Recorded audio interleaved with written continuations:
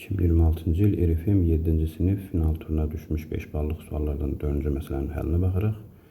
Qarışqa yuvasından 130 cm məsafədə bir çörək parçası tapır, onun yuvasına tərəf saniyədə yarım santimetr sürətlə daşıyır. Hər saniyənin sonunda bir qarışqa köməyə gəlir.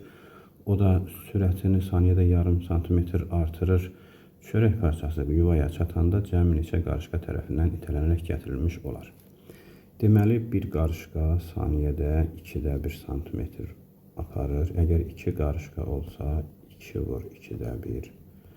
3 qarışqa olsa, 3 vur 2də 1. Nəhayət, n qarışqa olsa, n vur 2də 1 və bu məsafə olmalıdır ya 130 ya da böyük bərabər 130.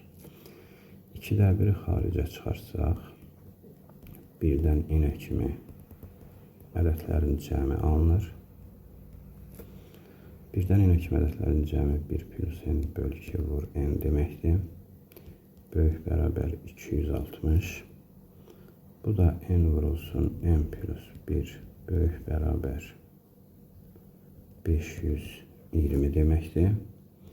Və biz burada n-ə ən azı 23 qiymətini verməliyik.